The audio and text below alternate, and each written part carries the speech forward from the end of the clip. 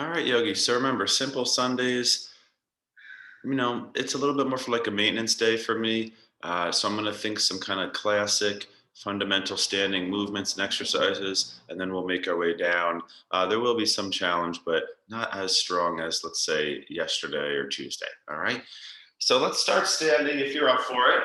So when we start standing, still the same thing, just kind of slowing down, tuning in here. As the yogis say, kind of calming your body, focusing your attention inward, connecting to the subtle sensations of yourself, your physical body, your breath, kind of witnessing, observing the mind, just kind of noticing the state of the emotions and thoughts today. If you like to do things like this, hand on the heart or abdomen, prayer, gyan, take your hands in a specific mudra.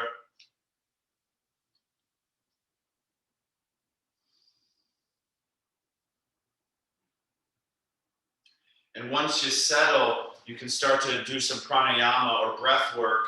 So you slowly inhale in your nose, especially if the mind is very busy. You use the breath to not let the mind wander all over the place, to not let the mind be so erratic and kind of crazy. All right. So you inhale slowly, you're meditating on the breath, you're watching it come in, rise, then you're watching the breath fall on the exhale. Just take a few more moments here. If you want to add breath holds, bandhas, belly breathing, back body breathing.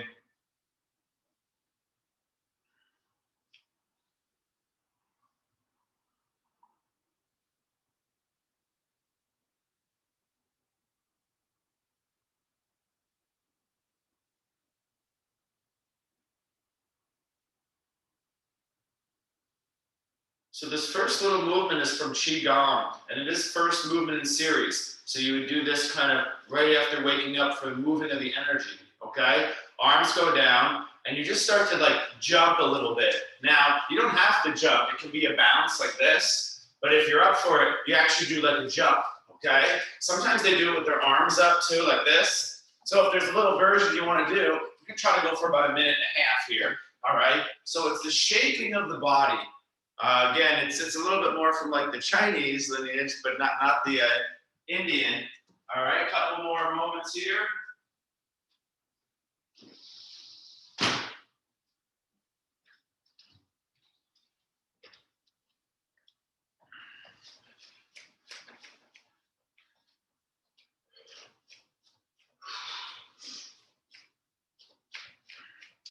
We don't do enough fast stuff like this in yoga, so I really like to add it in because it's just very different and really good, right? To move that body fast. It's totally safe and rather easy too, right? Move that body. All right, my next fundamental here is going to be the squat. We haven't done this in a while. I love this one. Feet maybe a little bit wider than hips. You kind of bend the knees, reach forward, down, up, exhale it back.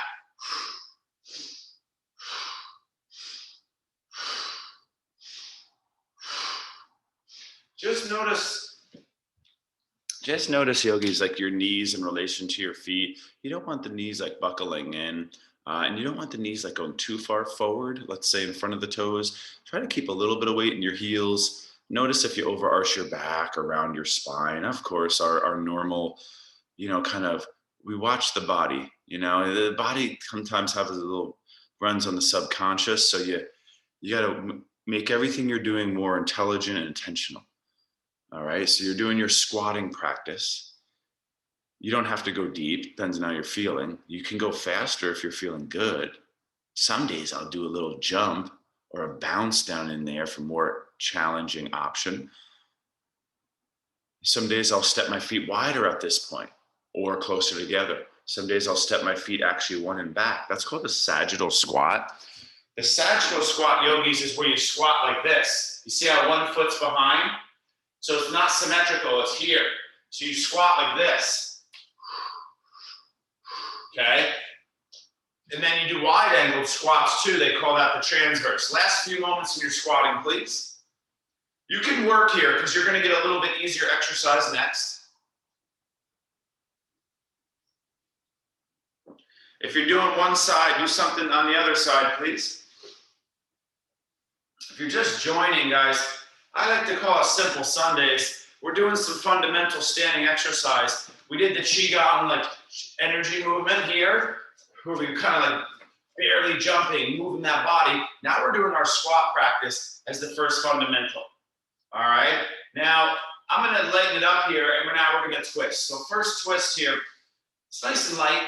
Okay. If you're feeling good, you could, tense your core more and turn. Okay. But if you need a little lighter, you just relax your arms more and you just softly go side to side.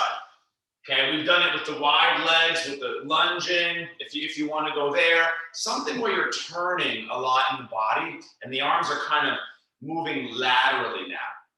Okay, let's keep going here, yogis.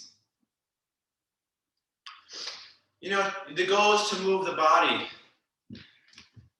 I've often said that we know that one of the main reasons, or maybe the main reason the average person has pain in their body is because of like lack of blood flow. Whether it's caused from many things can restrict blood flow. And what happens is, like, let's say nerves don't get blood, right? And pain receptors fire. It's like an alarm going off, like, hey, we're not getting blood here. So they say the number one way to increase blood flow is movement. So one of the main ways you can reduce pain in your body is move. So like, say you're injured, the suggestion is not to just sit around. It actually is to move. The new modern rehab science, if you shatter your femur bone, you bear weight on it that day. They used to say keep weight off for 2-3 weeks, right? Now we move. If your back hurts, you move. You go for the longest walk and you move your body a lot.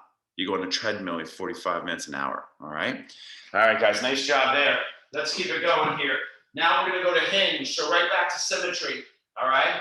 This is the straight leg. Now, it starts like this with the weight in the toes, the anterior tilt, it's like a cow spine. Exhale, it's almost like a posterior tilt, the cat spine, okay? Inhale, exhale. Now, if you want to go a few like that, and then you can kind of go up like this and down like this, you can. It's bending over practice. Surya Kriya, the Qigong, it's more like this. In the fitness for the strength, in case your hamstrings, your back is tight, you might go here. So there's many ways to do this, yogis. I want you to do a bending over practice for about a minute. You could throw your arms behind your back and swing them up and over if you're doing more of the Kriya or the Qigong form. You could hold anywhere if you feel like you'd benefit from that. So with smaller groups, guys, of all regular names here, I'm just kind of giving you some suggestions, right? Every exercise has had options. You got to practice bending over your body, standing up, trying to use your core and your legs with a lot of body skill and control.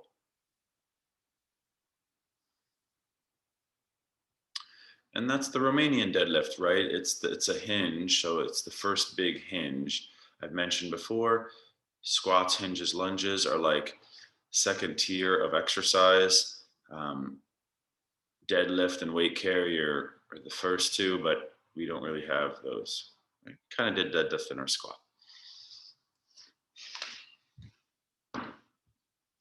Let's keep it going, guys. So another easier movement, the feet go wide. It's the first big lateral. So I need to see the pelvic tilt. So if I put my hands on my hip bones, watch me here, I drop the hip.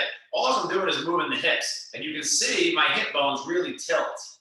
So my pelvis is going like this. Okay, it's turning on the sides. So like that, boom. This is big, right? So you're getting lateral flexion. You're getting the inner adductor here, you feel that, and you're actually lengthening your outer hip. Keep breathing deep here, and then look, I'm going side to side. It's an easier one, guys. It's like a type of hip floss, right? So, and then you go like this, the big circle. Okay, now again, easier is just something like this. Stronger, you start to kind of move like this, or you start to move your head in opposition of the hips. You're kind of like bobbing and weaving. Like you're, and sometimes in boxing, you see stuff like this, where they go over your head with the glove, and you're kind of going down, back, they go over, and then they go like this. So you go down under, you dodge, and then you dodge again, and you're bobbing and weaving. Okay, you're using your legs and your core. So there is strength too, yogis. Okay, last few. I want you to move that body in a lot of complex ways. Last few. Some days you move your arms with it, right? Some days you're like bouncing around, like kind of here, and you're here.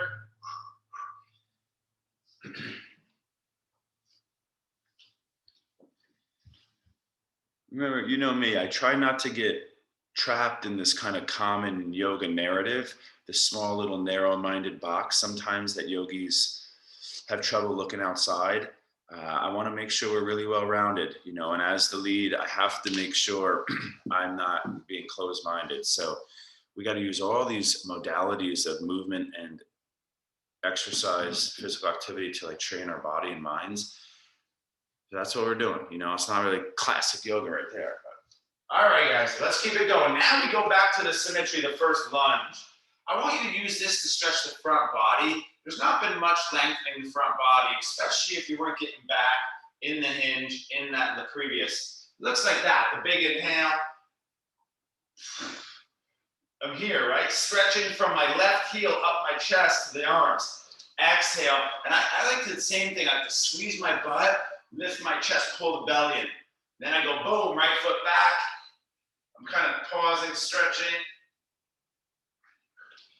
And then I come back. If you want to do anything else, you can go back and like tap the knee, boom. If you wanted to do something like this, back, up, as long as you're lunging, we're filling what I'm trying to do here. There's also lunge twisting. If you want to do anything in a lunge, that's fine. Okay, let's do another good 30, 40 seconds, please. Just notice if you overarch your back when you step back, you got to pull that navel in a little bit in case you're bendy at the lower back, all right?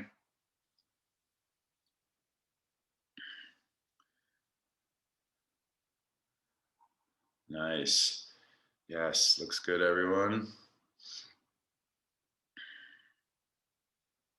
I've had you do this like martial arts. You kind of step back and you kick forward or knee forward. I showed that for a moment. Yeah, some of these are holding lunges. That's cool too, right? We do that more so often in yoga, right? Unless you're doing Sun B, but we tend to just hold lunges a lot. It's good to move in those spaces we hold too often.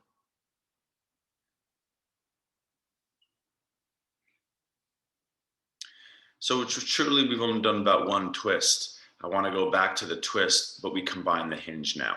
So the hinging we did and the twisting upright we did.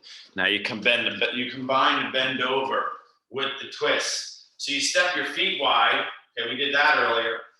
Arms go up on the inhale. Start slow, right? Right hand, left knee or shin. Inhale. Left hand, right shin. Inhale. Exhale. Inhale. Exhale. You continue, all right? You're kind of reaching for the opposite foot. You can go fast, yogis. If you always move really slow, you got to pick days to start moving a little faster here and there, all right? All these exercises could be done fast.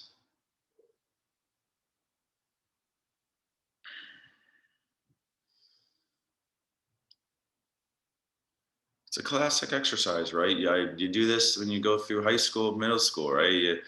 It's unreal. It's from the bent, lifting, and twisting, so simple biomechanics. We're teaching the body to bend over and rotate because that's one of the main ways people hurt their back in normal life. Their body's not accustomed to bending over and twisting, but you got to do it in the kitchen and your bedroom all the time. So we got to train the body for the functional movement, all right?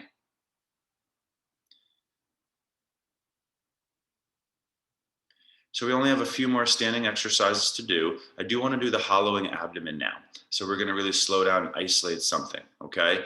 So your hands go on your knees. You might step your feet a little bit closer together, please. So this is pulling in. It's the vacuuming out of the abdominal cavity. It's called Uddiyana Bandha Kriya or Nalini Kriya if you start the churning.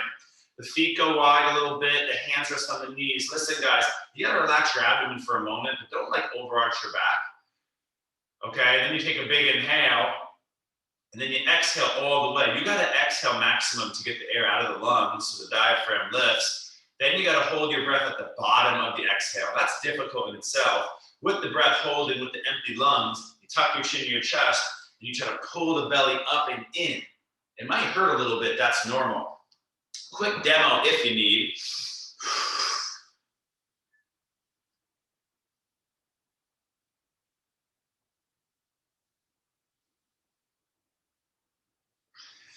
And to start, you hold it for as long as you can, because that's the key to signaling the transverse abdomen. But don't hold too long till you choke there. You take an inhale. The newer you are to this, the more difficult it is to hold. But you try to hold for as long as you can. You try to relax. If you know further variations, the narrowing, the moving to the sides, the in and out fast, where you kind of keep your breath, hold out, and then you let your abdomen relax and pull it in, out, and out, in. And then there's the churning where it's moving in circles. You don't have to really worry about that yet. Just try to keep pulling that in. Try to get 3 rounds in, please. And I meant to say, if you ate breakfast already, probably maybe skip this. If you ate breakfast already, you can do the inhale one where you just stand up and you pull in. That's it. You don't do the exhale. You inhale, hold, and you pull everything in on the inhale. You can do that one maybe. All right. That's the other side of the coin there. You really should be training both regularly. We don't do that enough in these classes. Last few moments. Just a reminder, the transverse abdomen I mentioned is the deepest layer of your ab muscles. It wraps around your waist like a weight belt. You've seen some people maybe in a gym using those. And those muscle fibers run laterally, like transverse. And when that muscle, remember, muscles in general, when they're weak, they get stuck long in like a stretched position. So that muscle, when it's weak, goes like that. When the transverse abdomen starts to contract and tighten, it hugs in. It narrows the waist and protects everything. It's also, this is really good for your digestive tract, supposedly, right? Nice job. Let's keep going here, guys. I want to do one simple balance here today. You can either do tree pose if you want really easy. Okay, I'm gonna keep moving forward. I want to get to the next part of class here. I was hoping about 20 minutes for standing, and we're pretty much there. If you want to go stronger, guys, take your 10 fingers, bind the left knee 2 inches below the shin, and drive through your standing leg and stand up. It's a really strong hip thrust in the right hip. So just notice, yogis, I don't want to be here. I want to try to stand up really tall. So I'm not here either, okay? Boom, pull the knee up, drive through the right thigh, butt, and lift that left knee. Pull the knee in, hug the elbows in. Last few moments on your first balance.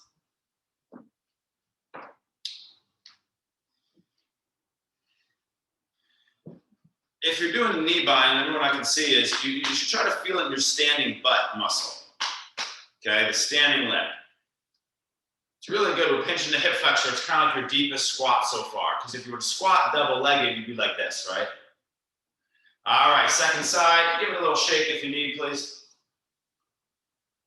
And then 10-finger bind. Just see if you can get the opposite pinky and bottom. You see me here, guys? I switch sides. It feels a little awkward at first, but then, 10 years ago in yoga, when I started doing this opposite bind, it was weird, and I had to kind of remind myself often. But now this one just feels normal. I used to always do it like this.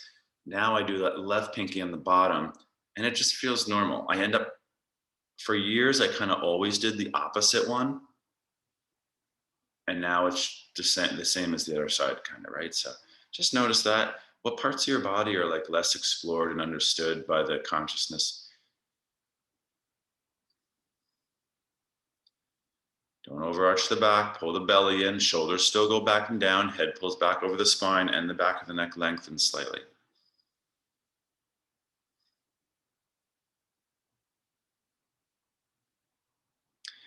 So I have today, this is all our standing yoga, right? So we want to do a little extra balance to close out practice here. A lot of the stuff we were doing is very phasic in nature. There's not much stabilization, not much true rotational quality, okay?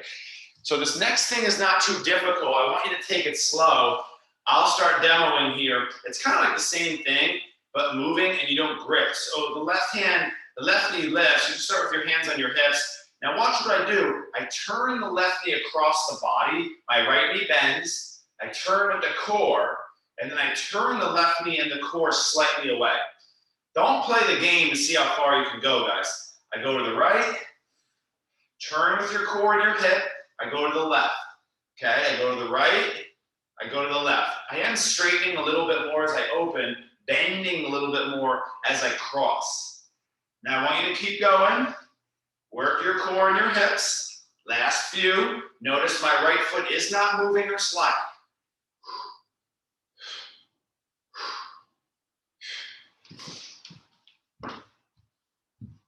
It's not just like the hip moving, you know, the bottom leg is rotating too, and the core. I like isolated work, right? There is a time and place for that. I usually do isolated work on easy days. But we want a lot of compound work. The idea is always teaching the body to work together. So your abs and your lower back are working with your hips and your legs, your feet. Everything is training together. All right. Second side. Looks like some of you is already going there. That's good. So again, this is a dynamic balance. Let's just say moving balance, where we always tend to just hold too much balances. Okay.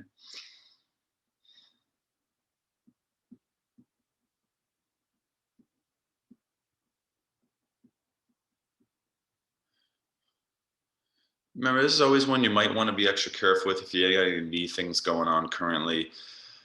The knee is not a rotating joint, right? So they say if you want to hurt your knee, you lock your ankle and then make the knee rotate. So you make the knee have to do the job the ankle is normally designed to do.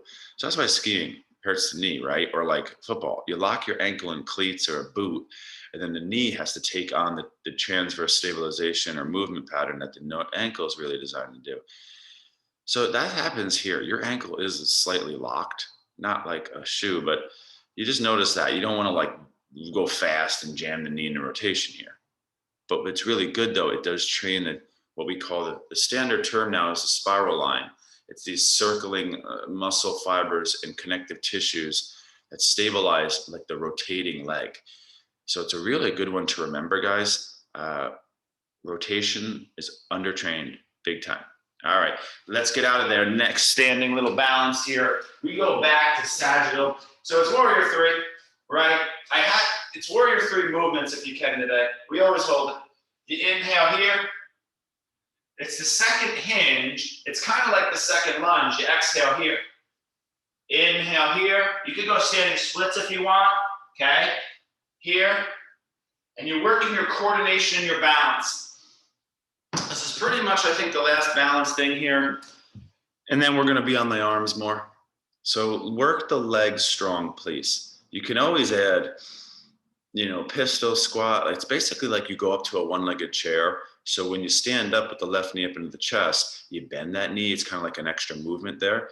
It's like you go down into a one-legged chair for a moment. That'd be more strength. Going to standing splits would kind of be like more range. You could also straighten your top leg forward as you bring the knee up into the chest. That's more strength. You could add a little half moon. You could add a little revolved half moon. That's Warrior 3 with the open hip or the twisting. How can you make this fun and, adapt it for the needs of your body?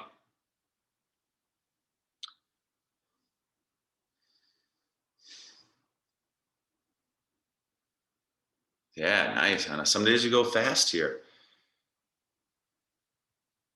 It's funny. They say there's like 3 types of muscle fibers, right? There's like the one type of slow twitch, and then there's 2 types of fast twitch. So it's like your body is really more designed for going fast. When we were looking at like how longevity science, how to stay young, learning new things is always on top of the list, outside your comfort zone. But like they say, like certain movement patterns stimulate certain types of brain neuroplastic synapse connections where they're like really prominent in young people. So like really like fast movements stimulate all these brain firing regions and areas that aren't happening in the average adult. It's like good to move fast if you don't, because it's like creating certain conditions in the brain. So it looks like most of you are on your second side. If you're not there, please go there. Moving balance, okay? Like challenge your coordination, proprioception. Last standing exercise.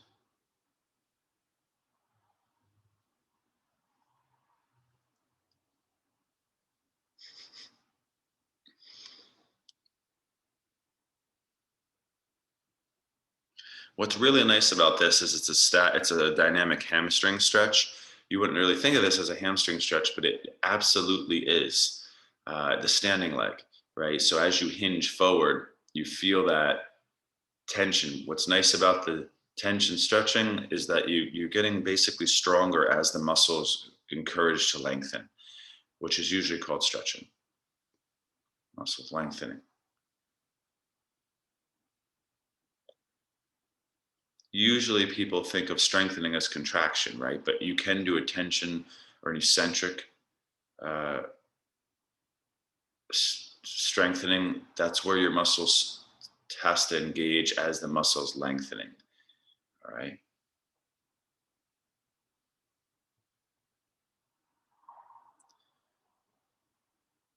It looks like one of you still going there. I'll give you another good few moments. If you want to do anything here in the end, yogis, a little shakeout, a little calf raise, you kind of just lift your heels up and down. That's one I always do pretty much every time I exercise to some extent, a little calf raise. Okay. Anything else is good here. Let's eventually meet at the top of our mat, okay?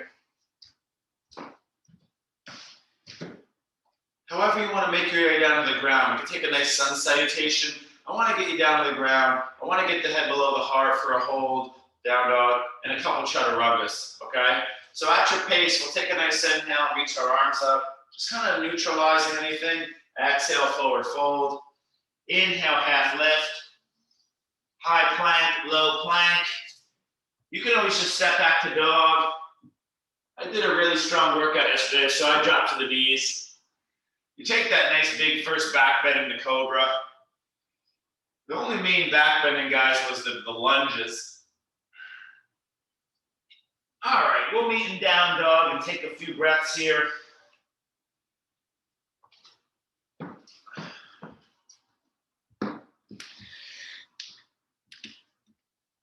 So, you find your dog and it's all regulars today. So you make it your own here. Some days you do the disciplined hold and really work on breathing, being still. Some days you just got to move a lot. Some days you want to do extra leg lift here or plank movements. I'm going to ask you to do chaturangas in a moment, just so we're clear. All right.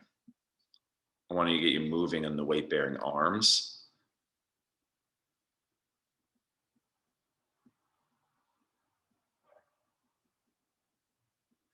Remember that plank is really like, for the average person, a tension in the front body, which means your hips are like trying to drop the center point, but you don't let it. So it's like an anti-extension, which means you're going to get tension through like the core muscles trying to lengthen. Down dog is a really more of like a strong flexion where the feet and the hands are trying to squeeze together. That's not really well done by the average person. When you do a test in down dog for flexion, you put people on like a towel, right? And if their hands slide away, they don't have the developed flexion of the body. So the real test of your down dog is you put your feet on a slippery surface and you put your hands on a slippery surface. And that's the peak dog, all right, where you have to work hugging together. All right. Nice job with your down dog. Let's start some chaturanga movements. Extra push-ups, please, if you have it. Inhale, shift forward to plank. Remember, simple Sundays. You do your push-ups here. Maybe each round you add 3 to 5 push-ups. Try to go slow and really feel the muscles contracting around the chest and the arms. If you want to add anything, side planks, low plank holds, handstand. Sometimes, if I'm doing a little workout with a friend or something, or practicing together, if I'm feeling good, I might do a couple push-ups, but I'll just go straight to handstand, right? Or I'll go straight to chin stand. Normally, I do handstand first, But, handstands kind of like holding a plank. Sometimes I think it's easier. You just stack weight easier, right? So you take in a couple more cobras or up dogs. Everyone knows what we're doing here. We're trying to activate the back body, elongate through the front body and the core and the spine and the back bend, and articulating the body well. So as you go forward, some days you're like a stiff board. So you're in dog like this, and then you're just like this, and then you lower down like this, and then you just go like this, and you slowly come back to this. But some days you think like a wave through the body. So from down dog to plank, your hips are like the highest point, but then you round your spine, lower back, highest point, middle back, upper back's the highest point. Knees, chest, chin is more of the spinal rolling practice. And then you spinal roll more up into your cobra. So working through the natural curvatures of your spine. I don't like to see a lot of people training their core very stiff all the time. Do you want to really stiffen up your lower back and spine more? Move the body freely, right? The youthful body is freely movable. But there are days for stiff plank work. It's very context. When you ask, if 100 people would ask you, how should I do this? There'd be a lot of different answers. And then if they ask you a week again later, or a month again, a year again later, it'd be a lot of different answers too. So, to say what I should do, what's the best? It's a lot of context and, personalizing that answer. Okay. All right, let's keep going here, guys. Downward dog.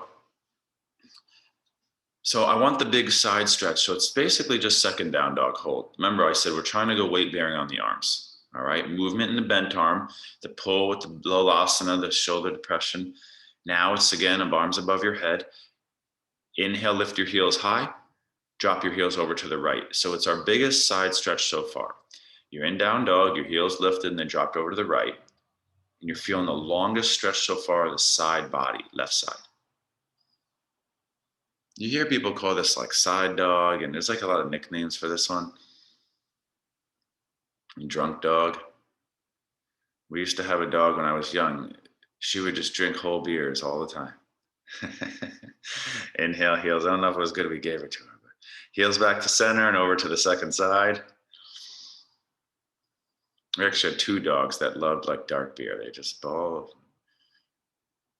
We'd have been beers and they'd be begging for them.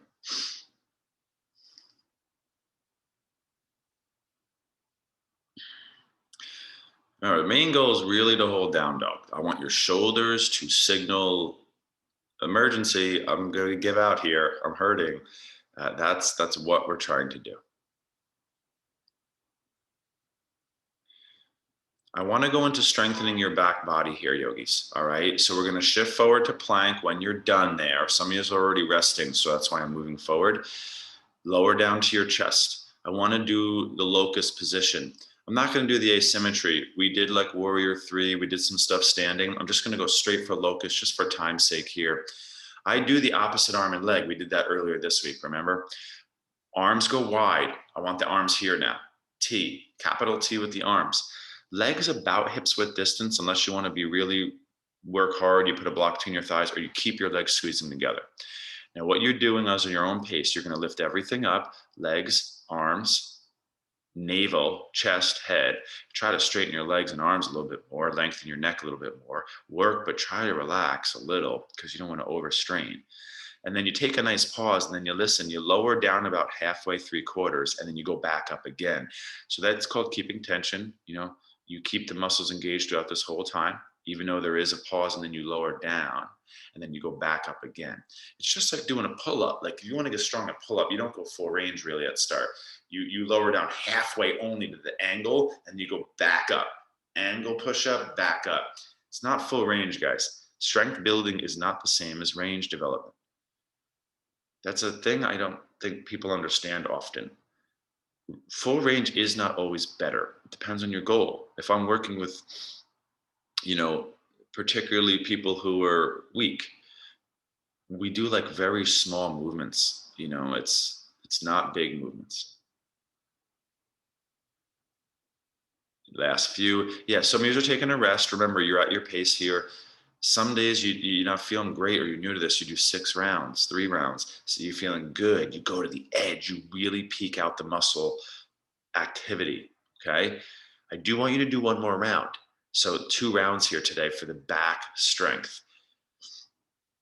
Yeah, there's a lot of different versions. If you want to do bow, that could kind of work. If you want to do half bow, half locust, if you want to do different arms, we do bent arms like this, right? A lot here. We do arms here. We do arms down by the side like airplane wings. As long as the arms are kind of moving back in space, because you just did push-ups and arms in front of you up here. So I'd prefer the arms wide or bound by your sides. Okay, go ahead. Looks good.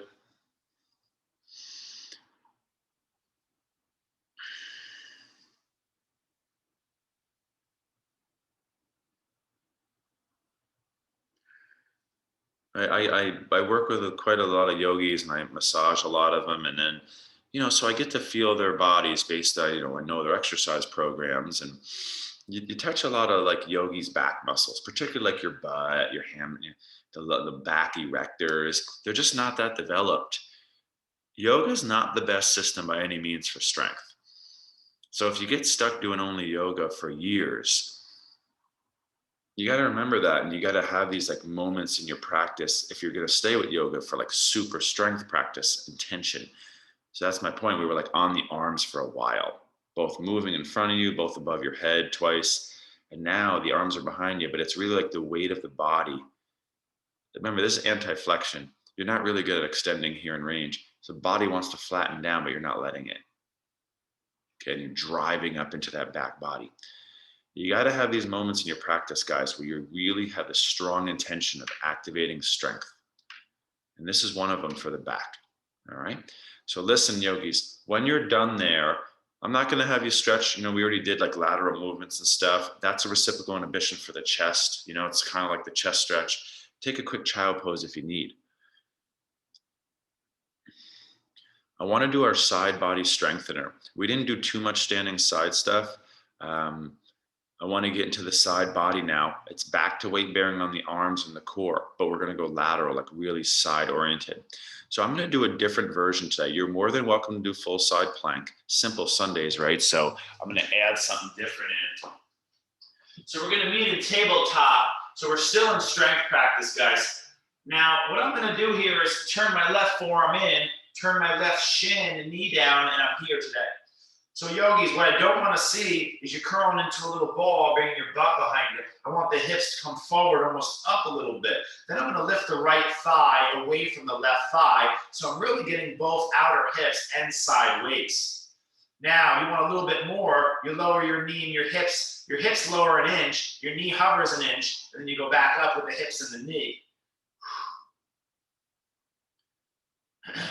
Just to be clear, you got to position yourself well here.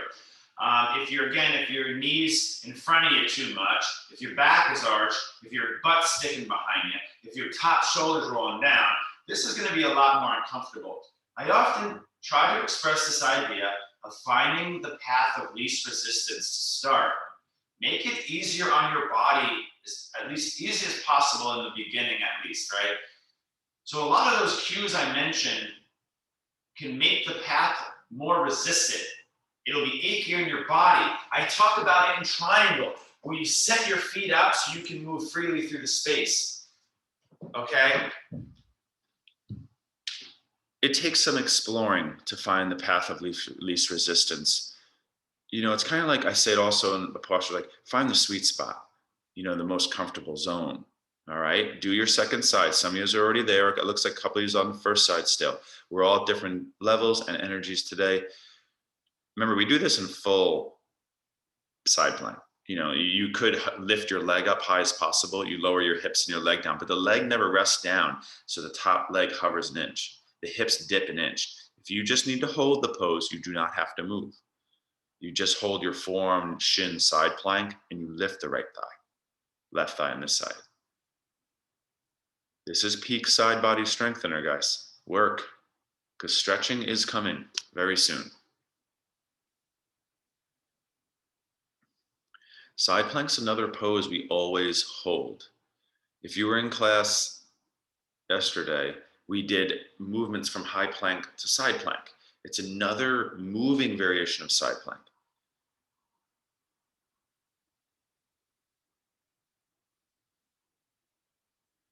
We just did locust, so you don't really need to do the arm in front of you wide. You just kind of did that, right? So I'm having you move laterally in the body now.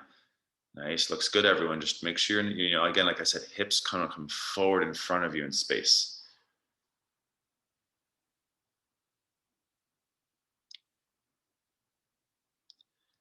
I often make a joke. It's like, I'm going to start a Yogis Anonymous group. It's like, hi, my name is Bob. I'm addicted to flexion. I'm addicted to keeping my body in a rounded, forward, seated, hunched over fetal position. Because you see people doing like yoga and like every position has this like subtle flexion all throughout it. Even when we're like trying to do back bends, right? People will front bend. It's crazy, and it's like, we all need to have like a support group.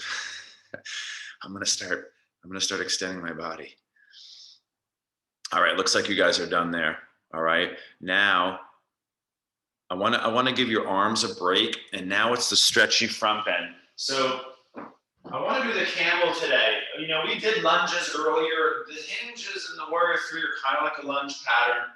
Again, you wouldn't go into your fitness routine and do like all different lunges probably, right? You probably do one solid go at multiple sets of your lunges in some form. You wouldn't do the whole day lunges, okay? Hands on your hips, fingers face up. What I don't want to see is this, guys. I'm not going to do any more cobras. If you want to do that, that's fine, all right? The fingers face up on the glutes. I don't want to see this. The tailbone tucks between the legs. That's what I said. I'm addicted to flexion. I'm trying to do an extension, and I do this. That's the flexion. I also call it flexion disease as a joke, okay? Your butt goes down, your hips go forward, your chest lifts. So we're working what's called the camel today. We did bow a couple days ago. Now with practice, you can put your hands on blocks behind you or your hands on your heels. But is it better? No. We are trying to lift the chest up. Think cobra to the sky or up dog to the sky. The tricky part is, guys, you got to pull your belly in, but also try to breathe into your belly. Because in the back bend, your ribs get too locked, your chest, because your upper spine has a forward bend naturally. All right. Same thing. We're only going to do 2 rounds here. So it looks like some of you are taking a break. Exit slow, sit on your heels for a moment. I often talk about how camel was one of the main poses that opened up my front body in yoga, because I couldn't lengthen my front body. That's what I called extension earlier. Camel did it. All right. Camel and Virasana and Anjanasana. Here we go. Let's do our second round. Let's get right to it, guys. I said stretching was coming soon. This is like a very active stretching. There's still a lot of activation here. Looks good, everyone. Nice. Some of you are doing active forms. Don't be shy now if you want to go big. Try to stay in your pose. Now, what do I do with the head here, right? Well, eventually you work on relaxing your head back slowly. So your jaw would open, your mouth would open, your jaw kind of releases, and the head drops back on what I call like a swivel, right? The head just kind of falls back. That's very uncomfortable at first. But most likely that's because the head's forward and down. You're trying to bring it back and up. Your body's not used to it, all right? Okay, it looks like a couple of you are done there. I can only see 3 people today, so once 2 of you are done, then we move forward. All right, let's swing around to our butt. You did some overhead, you did the wide, you did the arms in front of you and the bend. So we're gonna go there. We're not gonna do like, too many big inversions. I'll try to give you a moment in the end. Listen, we got 15 minutes left in class. I do want to hit your abs once for you guys. I'm going to do a twisting ab. So one abdominal exercise. We only did stuff twisting standing. It's been a while, but I want to get like a strengthening twist. All right. Now we already did an exercise kind of like this, but this causes tension. So lay on your back here. Bring your knees into your chest. Now, you could do the knee block side to side. We already did multiple kind of free rotations. So I was going to do the micro rotation, guys. Easiest is something like this, right? Or something like this. That's easier, okay? If you want, you know, I teach this sometimes where you have to go slow, right? It's a slow bicycle. But if you're feeling good, it's a bigger movement, yogis. Right hand, big inhale, back, exhale. Okay, we're not alternating sides there. I want you to think of that, guys. You know, we didn't do any revolve lunge. We didn't do any revolve triangles. So, lost you guys. Can you guys see me?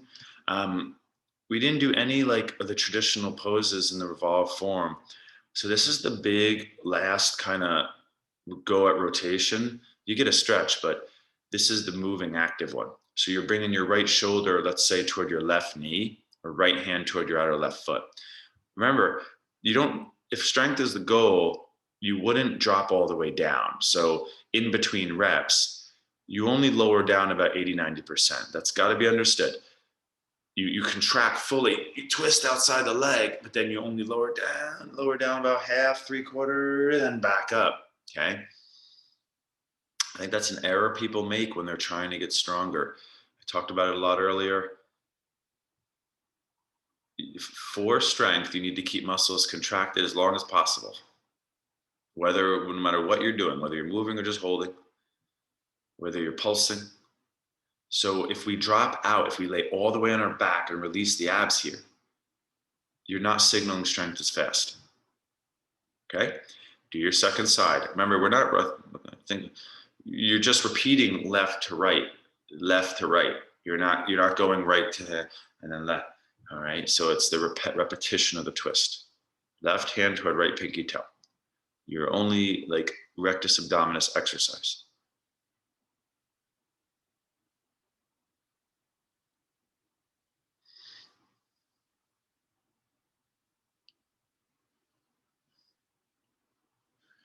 Remember, the reason I often teach a ton of like linear exercise in the abs. When we do crunches and leg swings, it tends to be there's a muscle called rectus abdominis. That's the six pack you can see in people's abs.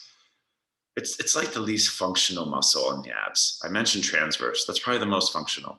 Then you have 2 layers of obliques. Those are on the kind of sides of your waist, on the side of your hips. You did it in a side plank a lot.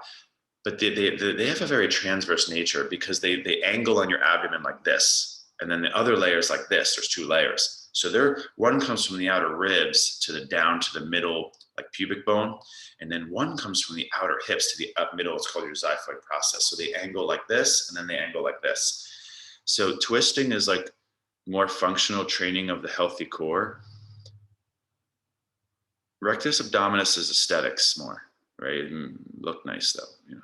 So you do both though. You want to train your abs, your rectus abdominis. Usually when people say your abs, rectus abdominis, right? All right. So listen, guys, I mentioned giving you a few free moments. If you want to do a quick inversion, headstand, handstand at the wall, nice shoulder stand, swing your legs up the wall. Inversion means get the body upside down, right?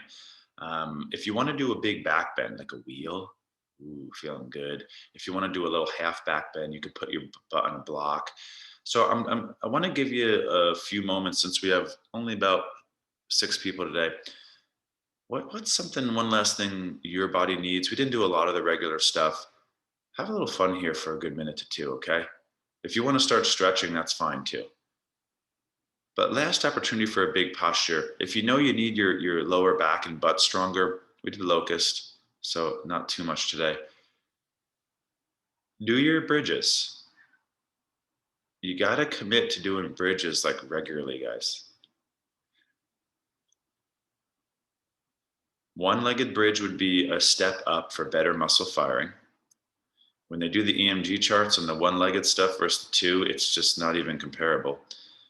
You know, if you're doing leg press at the gym, you should do one leg, right? If you're doing knee extensions at the Nautilus, you do one leg.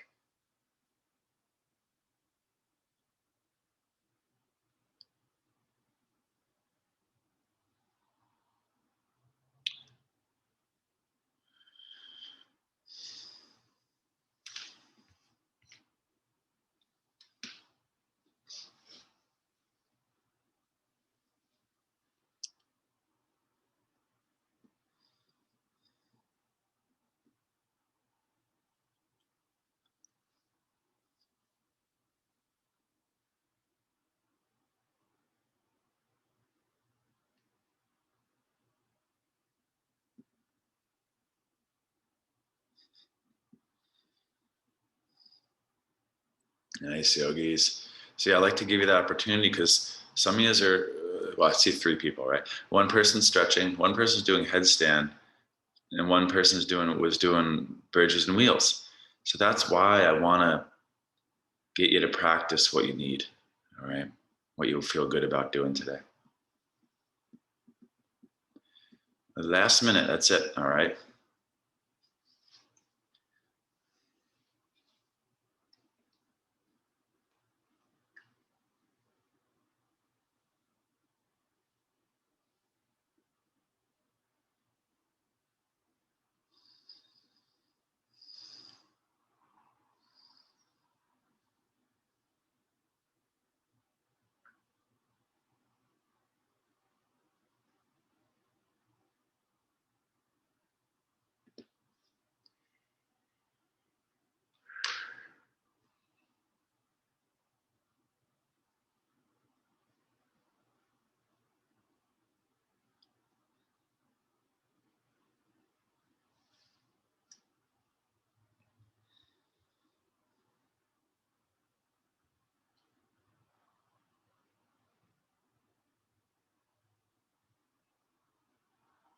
And I did want to make a quick announcement that I forgot to mention, yogis. I'm going to send out an email, but I am leaving this Friday for France to see my girlfriend's family. They haven't seen him in like 3 years due to COVID.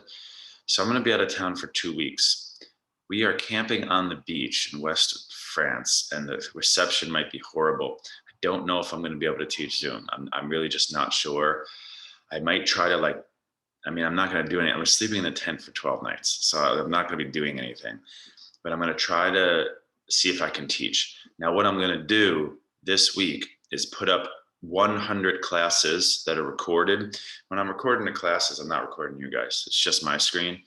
And I'm going to put up 100 classes, all different types that I've recorded over the last year teaching. There's already about 30 on there, but I might add like 200. I have 200 and some recorded that I haven't added. So I'm going to add a ton of classes. So just in case I'm not able to instruct at all, because it seems like we might not have reception, which I'm kind of excited about. But you guys are going to be on your own maybe for a couple weeks. So I'm going to put up all these yoga cores, power yogas, the vinyasa, the hattas, and you can kind of explore and revisit some older classes if you're going to do it on your own. But I'll send out an email with the link for that on the YouTube. All right. So listen, yogis, we got only about 6 minutes left. I want to do just a couple releases before we take the closing meditation. So, we got time for a hip opener. We didn't do like many shoulder openers, so I want to do a shoulder opener too. So we got time for like a hip opener. Figure four might be good, your outer hip. We did a lot of dynamic stuff today, so you don't have to stretch static every day a ton. We did dynamic stuff, right? You're releasing the body through movement. So what's one stretch you can do? Do you want to sit up and do a straddle forward fold? Do you want to sit with your legs wide? I saw Anna, thanks Mate. I saw somebody was doing virasana. So that would stretch your thighs and your ankles, leaning back, sitting on the ankles. There's frog pose for the inner thighs, pigeon pose for the outer thighs, splits for your hamstrings and your front hip. What's one hip stretch, since we got only 5 people left and you're all regulars? Can you try to make a decision based on what your body needs today? And it's probably, I mentioned a few so you can be reminded what stretch you don't do enough of, because that's mostly likely where you're going to get released a lot, as opposed to the stretch you do multiple times a week. How about you pick one you don't do as much of? Frog pose. You're sitting on your heels, leaning back.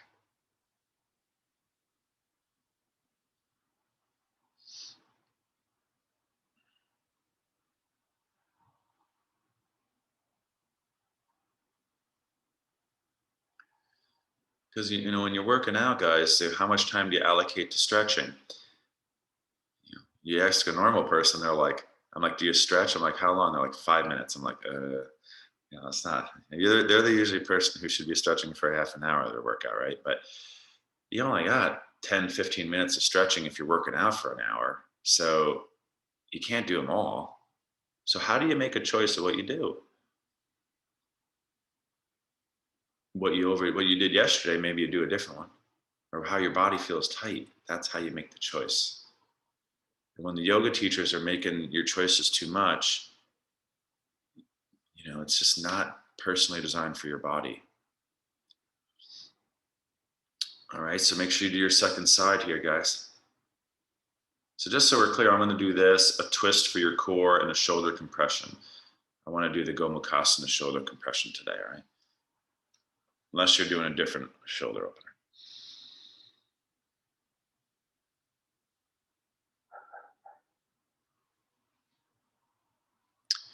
Okay, so the next thing we'd think about is just kind of running up the body, did the hip stretch. So you can either sit up and do a spinal twist, left heel outside the right knee, you twist to the left, or lay on your back, bring a knee in, throw it across the body. So our twists were the standing kind of here, just kind of flopping side to side, the bending over, touch the toe, the micro twist and crunch for your abs. We need a big kind of the biggest twist of class, let's call them, right?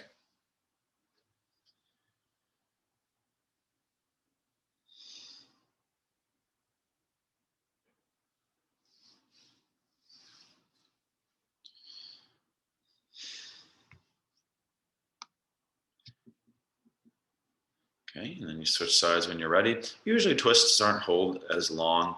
It's a very complex movement. And if you guys understand the science of fixations, what happens, let's use your spinal column for an example, because we're doing it. If you go to a chiropractor, what do, right? They release a fixation. Like think fixation. Something's like fixed. So your spinal column will like rotate slightly and be like stuck there in like a very, very subtle position via muscle tightness and can be a number of reasons, but and then they'll kind of like, you hear that crack and it's like popping, releasing fixations. You're holding rotation too long for the average person is not really recommended, probably. All right. Now listen, our final part here of class would be a quick shoulder compression, maybe 1 minute per side. So you'd roll onto you basically lay on your back and you roll onto your right, you reach your left arm up behind you, you spread your fingers and you lay on your back. We haven't done this one as a group in a while. I use it all the time, especially if my shoulders are hurting. It's one of the first things I do. I lay on my body like this. Often I'll just do it in like bed. If my shoulders really hurt from like too much body work, I'll just drive like this, one hand behind. And I'm just kind of like letting the arm stay in that position.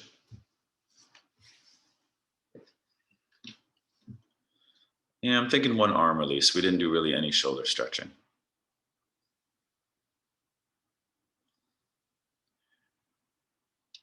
This one's going to be nice for releasing your wrist, elbow, shoulder, hand, and scapulae, where a lot of them not going to be as good for that, okay? And then, just for time's sake, yogis, we're going to do the second side, okay? Now, what I want you to do is, take another good 30, 40 seconds here, and then you're just going to basically set up for meditation. And I want to remind you that just like we do prep for everything in life, right? You have prep for your meals. You have prep for your exercise called warm-up. You have prep for getting ready for your day. There's prep for meditation. A lot of people don't really visualize this, but when you're learning to meditate, creating a system of steps to get into your meditation strategically will greatly enhance your chances of getting better at it and experiencing it well. Meditation is very subtle at first, and it's not going to expose its majesty to you for a long time. And the more effort you can put in to best your chances of doing it well, you're going to enjoy it more and want to do it more. So we know Harvard showed us clearly about 10 years ago that you get more neurogenesis in meditation than you do in sleep. That was thought to be clearly not possible. We thought the brain had most neurogenesis in sleep, but the meditating Buddhist monks had four times more neurogenesis in the hypothalamus than any other state found yet. So 4 times more brain rejuvenation, okay, than the REM sleep. So we want to set our body up comfortable. This is the setup process. You get comfortable with your body, and then you dark. So you cover your eyes, quiet, cool, relax, still. So usually they say have a special place in your house for your meditation. You don't meditate where you watch TV. You don't meditate, where you sleep or do work. You have a special place in your house for that. All right. And then you take a few moments to set up and get into your form. You shake it out and you take another couple deep breaths. This is all part of the process of setting up your meditation experience. Okay. One of my best places that I can meditate as of recent is at the beach. A lot of distractions at the house, right? So you take another breath or two, guys, and then you commit to staying here as long as you can in trance, being still, quiet, calm. Okay. Your mind's going to go places. That's okay. That's all part of the process. It's good to reflect and think and meditate on stuff going on in your life if you need to. So yogis, I'm going to leave you here. Thank you for allowing me to serve you today. I will be here Tuesday morning, Thursday morning, yoga core, Hatha Yoga. But I'll keep you updated on the process of me teaching next week, all right? I appreciate you, yogis. Thank you. Have a good weekend. Namaste.